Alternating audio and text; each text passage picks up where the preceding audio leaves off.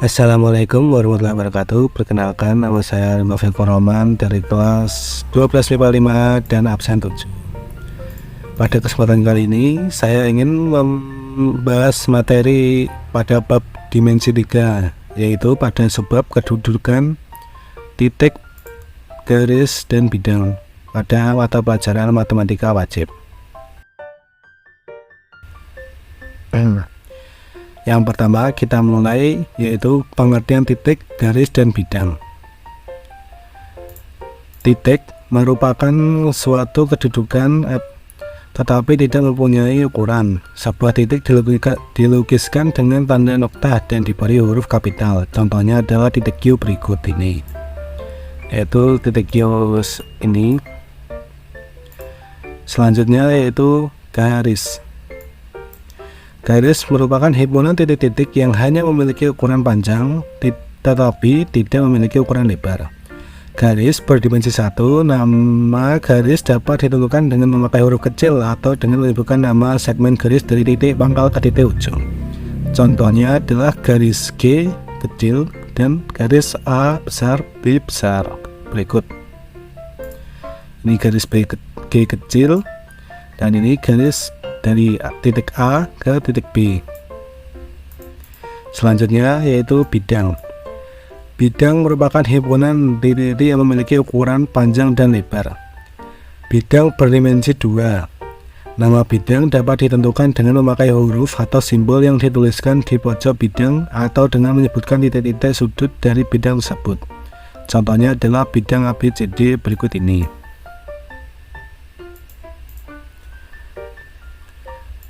Selanjutnya, kedudukan titik terhadap titik, garis, dan bidang. Kedudukan titik terhadap titik. Titik berhimpit dengan titik. Contohnya yaitu seperti pada gambar berikut. Titik A berhimpit dengan titik B.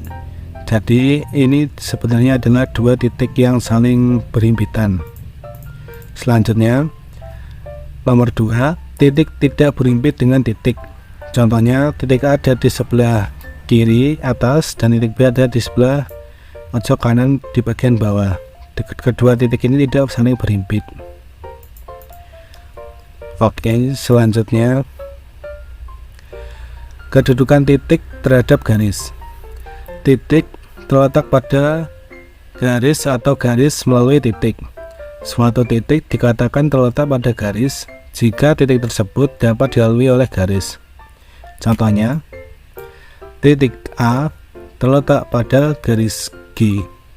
Jadi titik A ini diletakkan di tengah-tengah antara dua garis ini, yang mana berarti titik terletak pada garis atau garis melalui titik tersebut. Selanjutnya, titik tidak terletak pada garis atau titik di luar garis. Suatu titik dikatakan terletak di luar garis jika titik tersebut tidak dapat dilalui oleh garis. Contohnya seperti garis G berikut. Garis G ada di bawah, sedangkan titik A-nya ada di bagian atas. Selanjutnya yaitu kedudukan titik terhadap bidang.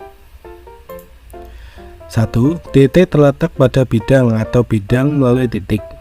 Suatu titik dikatakan terletak pada bidang jika titik tersebut dapat dilalui oleh bidang. Contohnya, titik pada bidang W, yaitu titik A di tengah-tengah pada bidang W seperti ini. Nomor 2, titik tidak terletak pada bidang atau bidang tidak melalui titik. Contohnya, titik A di atas, sedangkan bidang W berada di bawahnya, titik A tidak pada bidang W tersebut, melainkan masih di atasnya. Selanjutnya yaitu kedudukan garis terhadap garis dan bidang.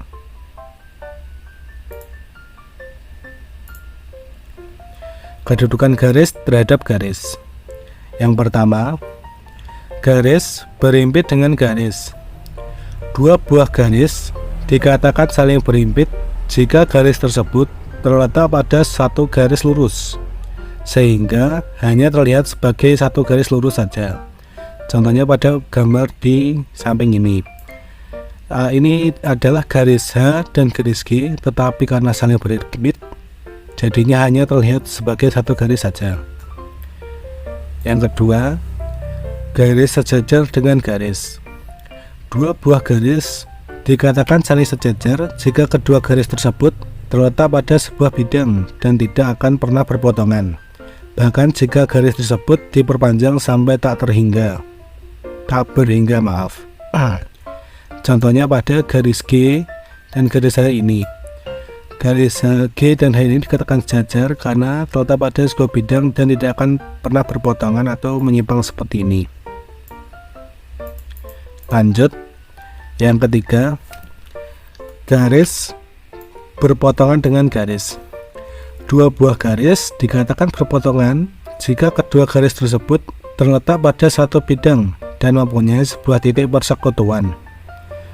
Contohnya pada garis G dan garis H berpotongan pada titik A. Jadi garis G dan garis H merupakan garis yang berpotongan dikarenakan dua garis tersebut memiliki sebuah titik persekutuan, yaitu titik A ini. Lanjut, yang keempat, garis persilangan dengan garis. Dua buah garis dikatakan persilangan atau tidak sejajar dan tidak berpotongan jika kedua garis tersebut tidak memiliki titik potong dan tidak terletak pada sebuah bidang. Maksudnya, contohnya pada garis H pada bidang V berikut.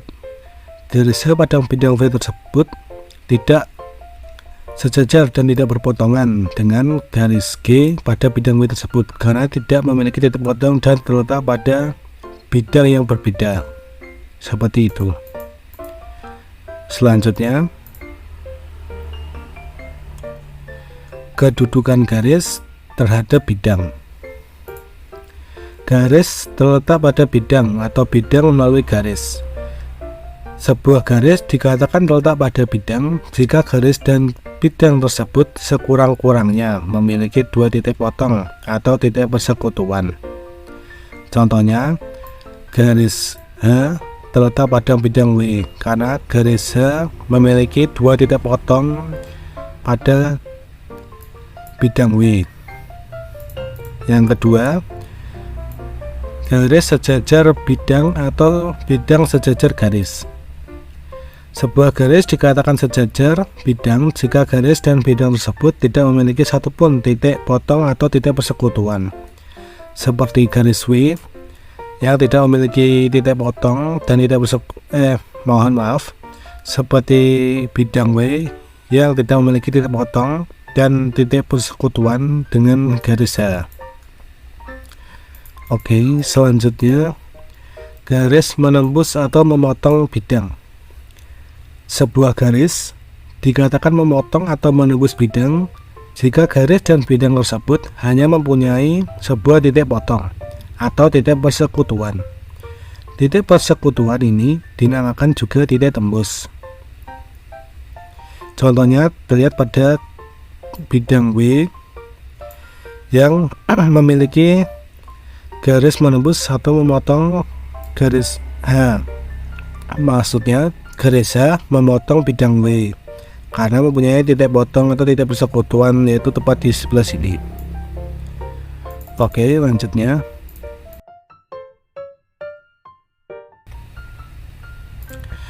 kedudukan bidang terhadap bidang. Yang pertama, bidang berhimpit dengan bidang. Dua buah bidang atau misalkan bidang W dan bidang V dikatakan berhimpit jika setiap titik yang terletak di bidang W juga terletak pada bidang V. Contohnya ada bidang W dan bidang V seperti pada gambar ini. Oke, selanjutnya, bidang sejajar dengan bidang.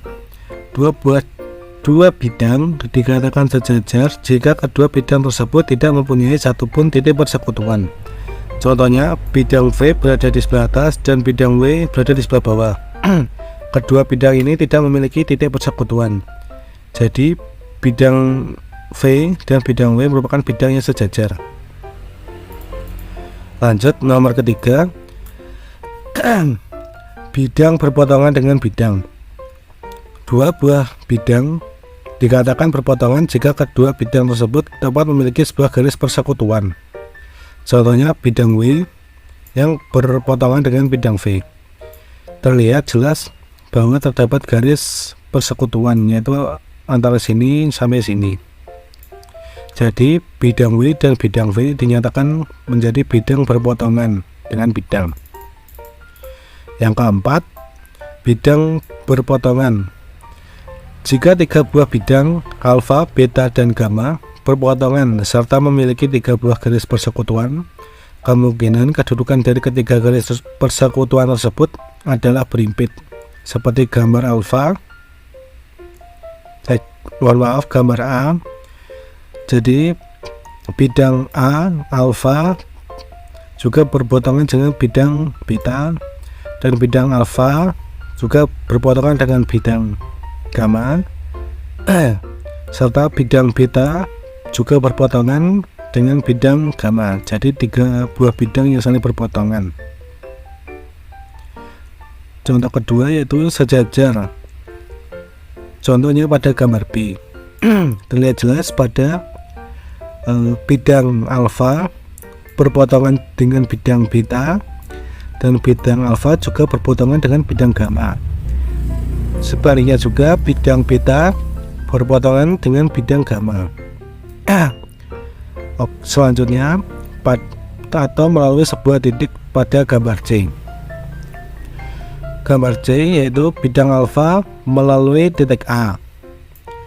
Terus begitu juga dengan bidang beta. Bidang beta juga melalui titik A, dan bidang gamma juga melalui titik A. Oke, selanjutnya contoh soal. Yang pertama, tentukan tentukan kedudukan titik B pada kubus ABCD EFGH, yaitu A, B, C, D, E, F, G, H. Jadi jawabannya, kedudukan titik B pada kubus tersebut antara lain adalah sebagai berikut.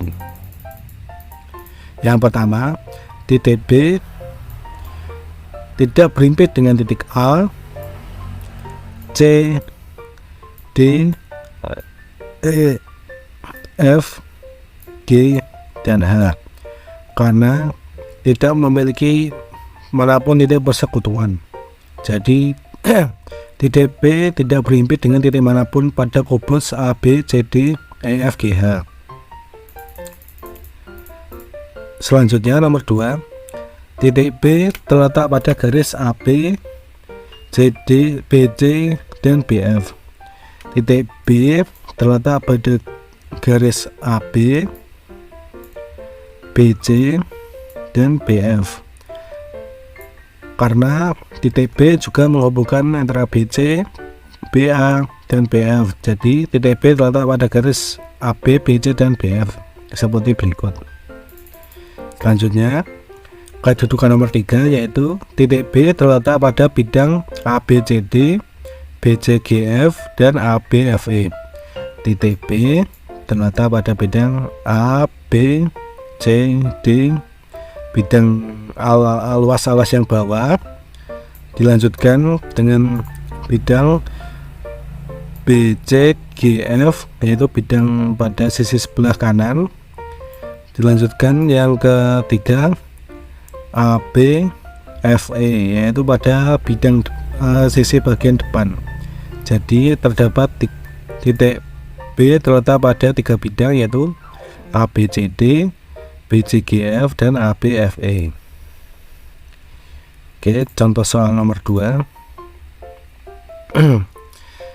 Tentukan kedudukan garis AB pada kubus ABCD EFGH berikut. Yang pertama yaitu kedudukan garis AB pada kubus tersebut antara lain adalah sebagai berikut. Yang pertama, garis AB berpotongan dengan garis AD, BC, AE, dan BF. Hal ini dikarenakan garis-garis tersebut terletak pada sebuah bidang dan memiliki tepat sebuah titik persekutuan. Jadi garis AB, garis ini,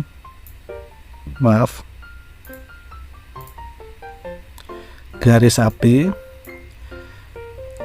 berpotongan dengan garis AD karena memiliki titik persekutuan pada A, dan juga berpotongan dengan BC dikarenakan memiliki titik persekutuan pada B. Lalu memotong juga dengan garis AE di titik persekutuan A, dilanjutkan dengan yang terakhir yaitu pada BF di titik persekutuan B. Kedudukan kedua yaitu garis AB sejajar dengan garis DC, EF, dan HG. Hal ini dikarenakan garis-garis tersebut terletak pada sebuah bidang dan tidak memiliki titik persekutuan. Yaitu maksudnya garis AB sejajar dengan DC karena terletak pada suatu bidang yaitu bidang A, B, C, D, dan tidak memiliki titik persekutuan dimanapun. Dan juga garis AB sejajar dengan EF, F itu yang atas ini, terletak pada bidang yaitu bidang A, B, F, E, tapi tidak memiliki titik persekutuan dimanapun. Dan yang terakhir sejajar dengan bidang HG karena tidak memiliki titik persekutuan dimanapun dan merupakan sebuah bidang dari A, B, G, H. Oke. Kedudukan nomor 3, garis AB bersilangan dengan garis FC, CG, EH, ED, HD, dan lainnya. Hal ini dikarenakan garis-garis tersebut tidak berpotongan dan tidak pula sejajar, tidak terletak pada satu bidang, yaitu garis AB bersilangan dengan garis-garis yang tidak sejajar dan tidak berpotongan seperti FC, dilanjutkan dengan CG, dilanjutkan dengan EH, lalu HD, dan masih banyak lagi. Dan kedudukan keempat yaitu garis AB terletak pada bidang ABCD dan ABFE. Hal ini dikarenakan garis AB dan bidang-bidang tersebut memiliki dua titik persekutuan atau titik potong, yaitu titik A dan titik B. Jadi garis AB terletak pada bidang A, B, C, D. Karena dikarenakan garis ini merupakan bagian dari bidang A, B, C, D dan memiliki dua titik persekutuan, yaitu A dan B. Dan juga pada bidang A, B, F, E karena garis ini juga merupakan bagian dari bidang A, B, F, E di titik persekutuan A dan B. Yaitu kedudukan kelima, garis AB memotong bidang BCGF dan ADHE. Hal ini dikarenakan garis AB dengan bidang tersebut hanya memiliki satu titik persekutuan atau titik potong, yaitu titik B pada bidang BCGF dan titik A pada bidang ADHE. Yaitu artinya garis AB memotong bidang BCGF, BCGF dikarenakan hanya memiliki satu titik persekutuan, yaitu pada titik B. Yang kedua yaitu pada bidang ADHE. Pada bidang ADHE hanya memiliki satu titik persekutuan, yaitu titik A. Lanjut ke kedudukan nomor 6 yaitu garis AB sejajar dengan bidang CDHG dan EFGH. Hal ini dikarenakan garis AB dan bidang-bidang tersebut tidak memiliki satupun titik persekutuan. Jadi garis AB sejajar dengan bidang CDHG karena garis tersebut tidak memiliki titik persekutuan dimanapun atau dikarenakan di seberangnya. Dan pada bidang EFGH dikarenakan tidak memiliki titik persatuan dimanapun, titik persekutuan dimanapun maksudnya. Oke, lanjut.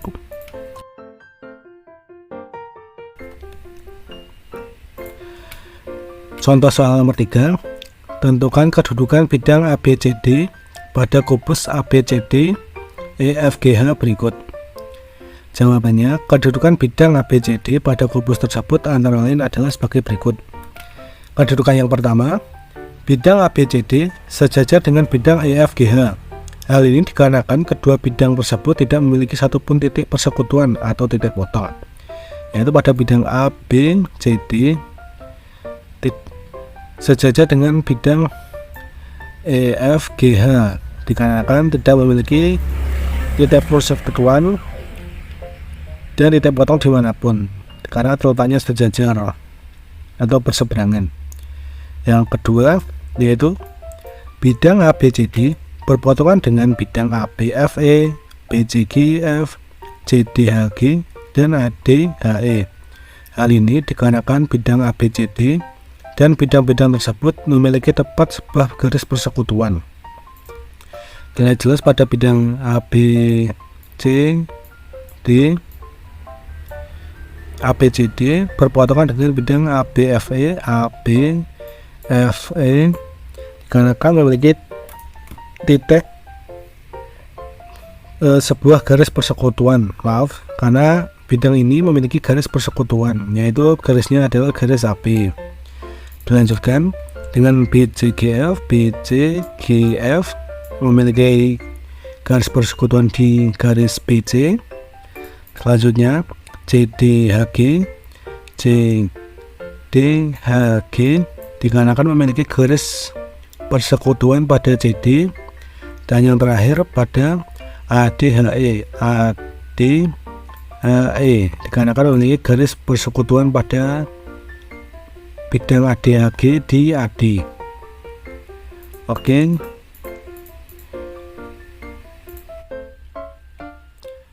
Oke, latihan soal. Diketahui 5 segitiga sama sisi KLMN berikut, yaitu KLMN. Soal nomor pertama, tentukan kedudukan titik M pada 5 segitiga sama sisi KLMN tersebut.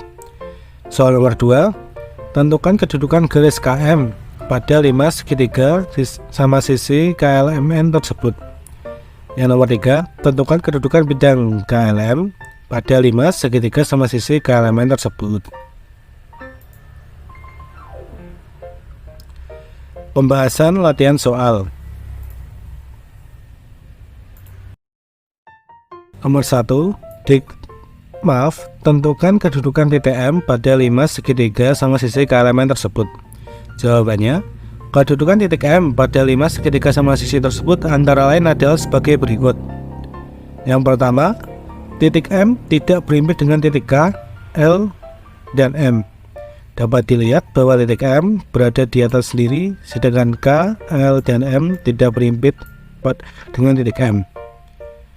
Kedudukan kedua, titik M terletak pada garis LM, MN, dan KM. Dapat dilihat bahwa titik M terletak pada garis LM, MN, dan KM yang sama-sama berpotongan maksudnya bersinggungan di titik M. Selanjutnya, kedudukan nomor 3, titik M terletak pada bidang NLM, KMN, dan KML. Titik M terletak pada bidang NLM. Dilanjutkan dengan K, KM, N, dan yang terakhir yaitu K, M, L. Jadi titik M berada pada bidang NLM, KMN, dan KML. Itulah kedudukan titik M pada 5 segitiga sama sisi KLMN tersebut. Lanjut ke soal nomor 2, yaitu tentukan kedudukan garis KM pada 5 segitiga sama sisi KLMN tersebut. Jawabannya, kedudukan garis KM pada 5 segitiga sama sisi tersebut antara lain adalah sebagai berikut. Yang pertama, garis KM berpotongan dengan garis MN, ML, KL, dan KN. Hal ini dikarenakan garis-garis tersebut terletak pada sebuah bidang dan memiliki tempat sebuah titik persekutuan. Maksudnya, pada garis KM berpotongan dengan garis MN yang memiliki titik persekutuan pada M, dan ML juga pada M, dilanjutkan dengan KL dengan titik persekutuan di K, dan yang terakhir dengan KN yang titik persekutuan di K. Selanjutnya, kedudukan nomor 2. Garis KM tidak sejajar dengan garis manapun. Dapat dilihat garis KM pada sebuah lima segitiga sama sisi tidak memiliki garis yang sejajar di garis manapun, baik di sebelah sini maupun di sebelah sini. Semuanya tidak memiliki sejajar. Kedudukan ketiga yaitu garis KM bersilangan dengan garis NL. Hal ini dikarenakan garis tersebut tidak berpotongan dan tidak pula sejajar atau tidak terletak pada satu bidang. Dapat dilihat garis KM bersilangan dengan garis NL karena tidak berpotongan maupun sejajar dan tidak terletak pada satu bidang yang sama. Oke, dilanjutkan dengan kedudukan nomor 4. Garis KM terletak pada bidang KMN dan KML. Hal ini dikarenakan garis KM dan bidang-bidang tersebut memiliki dua titik persekutuan atau titik potong, yaitu titik K dan titik M. Dapat dilihat pada garis KM terletak pada bidang KM, N, dan N. Oke, pada garis KM terletak pada bidang KMN. Karena mungkin sudah dua titik persekutuan, yaitu pada titik K dan M, dan dilanjutkan dengan K, KM, dan L yang juga sama memiliki titik persekutuan K dan M. Jadi, kedudukan nomor 5, garis KM memotong bidang KNL dan MNL. Hal ini dikarenakan garis KM dengan bidang tersebut hanya memiliki satu titik persekutuan atau titik potong, yaitu K pada bidang KNL dan titik M pada bidang MNL. Dapat dilihat di garis KM hanya memotong pada bidang KNL, K, N, dan L. Hanya memiliki titik persekutuan di K. Ya, dan dilanjutkan dengan garis KM yang hanya berpotongan pada M, N, L, yang hanya memiliki titik persekutuan di titik M. Lanjut, kedudukan nomor 6. Garis KM tidak sejajar dengan bidang manapun karena semua garis dapat dilihat tidak sejajar dengan bidang manapun. Selanjutnya, soal nomor 3. Tentukan kedudukan bidang KLM pada 5 segitiga sama sisi tersebut. Jawabannya, kedudukan bidang KLM pada 5 segitiga sama sisi tersebut antara lain adalah sebagai berikut. Bidang KLM tidak sejajar dengan bidang manapun. Dapat dilihat pada bidang KLM dan pada semua bidang pada 5 segitiga sama sisi tidak memiliki bidang yang sejajar. Namun semua sisi, yaitu untuk kedudukan nomor 2, bidang KLM berpotongan dengan bidang KLN, KMN, dan MNL. Hal ini dikarenakan bidang KLM dan bidang-bidang tersebut memiliki tempat sebuah garis persekutuan. Seperti KLM memiliki garis persekutuan dengan KLN, KLN, yaitu garis ini, dilanjutkan dengan KMN, KMN, yaitu memiliki garis persekutuan dengan ini, dan MNL, yaitu garis persekutuan yang sebelah ini. Oke, berikut merupakan pembahasan dari latihan soal. Sekian, terima kasih. Saya Hanif Taufikur Rahman dari kelas 12 MIPA 5, nomor absen 7, pamit undur diri. Wassalamualaikum warahmatullahi wabarakatuh.